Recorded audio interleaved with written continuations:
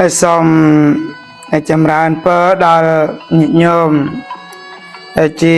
ពុទ្ធបរិស័ទទាំងអស់ចំណុះឲ្យជើងវត្ត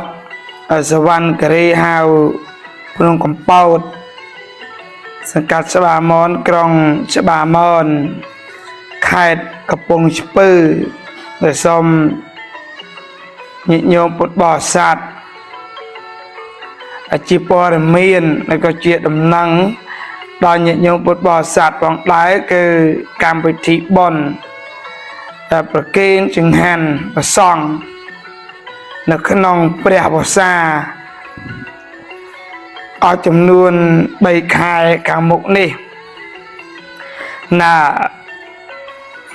ចឹងគឺសង្ឃឹមថាញាតិញោមពុទ្ធបរិស័ទនៃការជ្រះថ្លាប្រគេនចង្ហាន់ចំពោះព្រះសង្ឃហើយសូមបញ្ជាក់ថាវត្តសវណ្ណគិរីហៅភ្នំកំពតហ្នឹងគឺប្រគេនចង្ហាន់ព្រះសង្ឃរហូតដល់ចេញព្រះវស្សាហើយសូមបានញោមញាតិញោមពុទ្ធបរិស័ទត្រង់ថាគឺណាចាប់ពីថ្ងៃអាទិត្យណាទី2ខែសីហាទៅញាតិញោមណា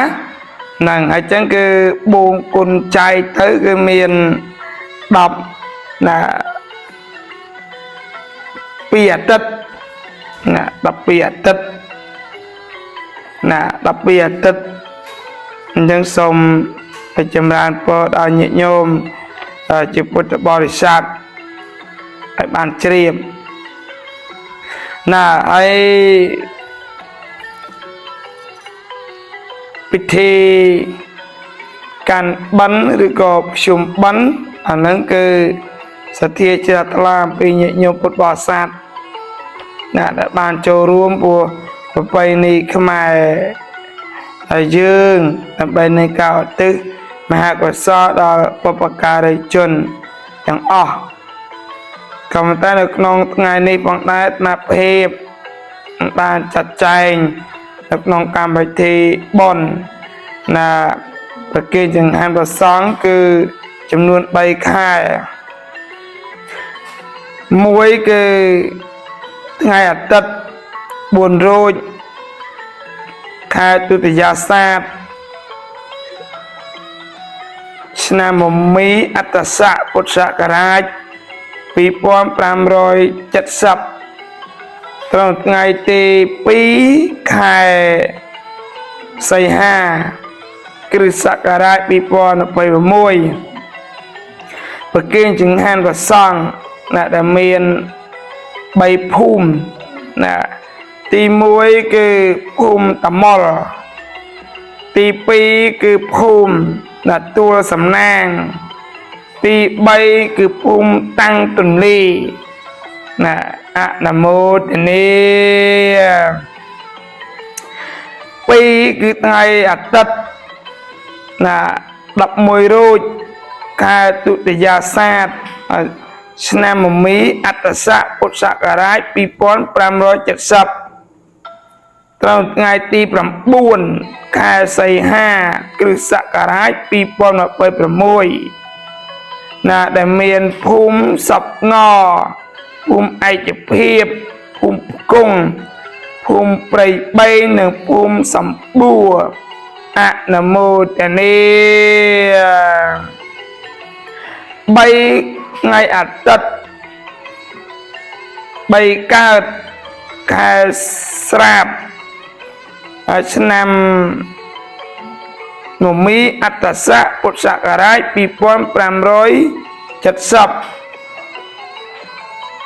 ទៅត្រូវថ្ងៃទី16ខែសីហាគ្រិស្តសករាជ2026ដែលមានភូមិអំពែភ្នំភូមិតាអោងភូមិព្រៃជទាលភូមិរំលងប្រក្លះភូមិស្នោទី1និងភូមិកំណប់អនុមោទនា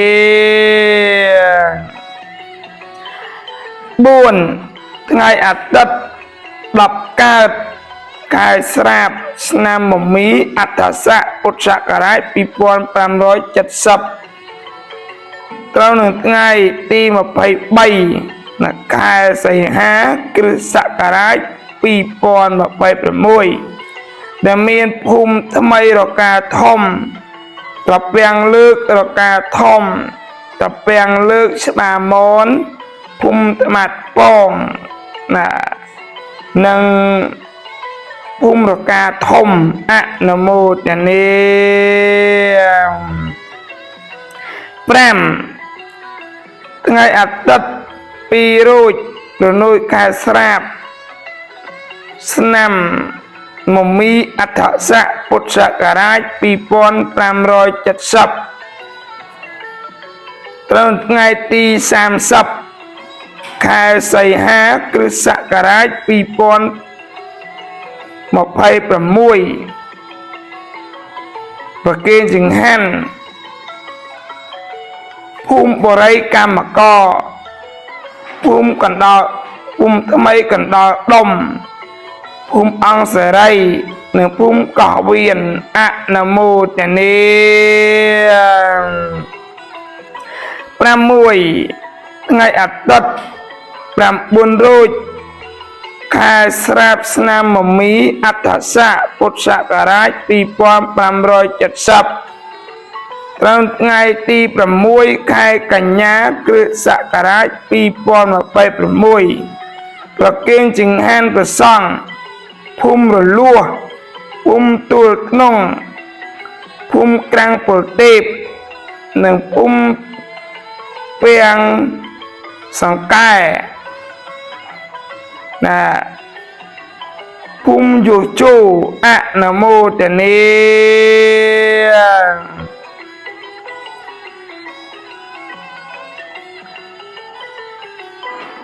7ថ្ងៃអាទិត្យ9កើតខែស្រាបឆ្នាំមមីអត្តស័កពុទ្ធសករាជ2570ត្រូវថ្ងៃទី20ខែកញ្ញាគ្រិស្តសករាជ2026ដែលមានលោកចៅសង្កាត់សុពណ៌ទេពភូមិប្លុកជើទីលភូមិត្រំផ្ការប្រលាំងសង្កែព្រៃកន្ទេចនិងត្រាជ្រុំបែលហែលអនុមោទនាទី8ថ្ងៃអាទិត្យ1រោចខែភទ្របទឆ្នាំមមីអត្តស័កពុទ្ធសករាជ2570ត្រូវថ្ងៃទី27ខែកញ្ញាគ្រិស្តសករាជ2026ប្រគេនចង្ហាន់ព្រះសង្ឃមានភូមិព្រៃក្រសាំងភូមិកណ្ដោះភូមិរងៀងព្រៃស្គុនតាងៅត្រពាំងស្គុនព្រៃផ្ដៅនិងត្រពាំងប្រុសណាត្រពាំងប្រុសអនុមោទនាទី9ណាថ្ងៃអាទិត្យ8រោចខែភទ្របទឆ្នាំមមីអត្តស័កពុទ្ធសករាជ2570ទៅនឹងថ្ងៃទី4ខែតុលាគ្រិស្តសករាជ2026ប្រគេនចង្ហាន់ព្រះសង្ឃដែលមានភូមិពីមភូមិក្រាំងកគីភូមិអូកគីភូមិសន្តិភាពភូមិស្លែងភូមិទឹកល្អកក្រាំងតាំងកំពីប្រជាវបាតនិងភូមិថ្មីតាំងក្រូចអនុមោទនា10ថ្ងៃអាទិត្យ15រោចខែភទ្របទឆ្នាំមមីអត្តស័កពុទ្ធសករាជ2570ត្រូវនៅថ្ងៃទី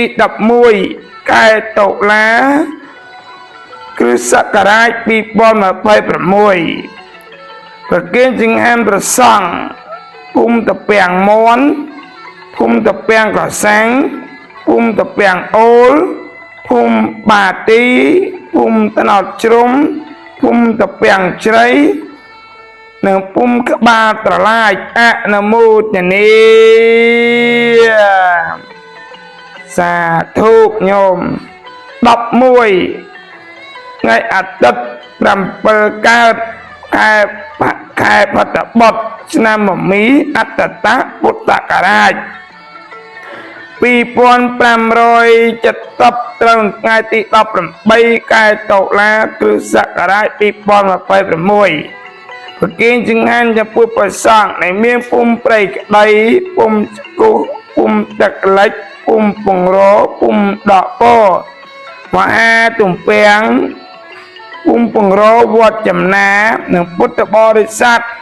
លាំងគ្រឿផ្សារអង្គមេត្រីអនុមោទនា12ថ្ងៃអាទិត្យ14កើតខែបតបុត្រឆ្នាំមមីអត្តស័កពុទ្ធសករាជ2570ត្រឹមថ្ងៃទី25ខែតុលាគ្រិស្តសករាជ2026ប្រគិនចង្ហាន់ព្រះសង្ឃពុំផ្ដៅពេលពុំដុំរទេះពុំចាប់បីពុំសំពៅទី1ពុំសំពៅតកាធំពុំសំពៅតយឹងនិងពុំសំពៅបាយចាននិងពុំសំពៅទី3អនុមោទនាចឹងគឺមានភូមិច្រើនទៀតញោមដែលមានភូមិណាមិនទាន់បានចូលរួមហ្នឹងគឺមានភូមិដន្លងនៅភូមិដៅអែមជើងវត្តព្រៃបឹងមិនទាន់បានចូលរួមកត់ទេចឹងទេសូមញាតិញោមពុទ្ធបរិស័ទទាំងអស់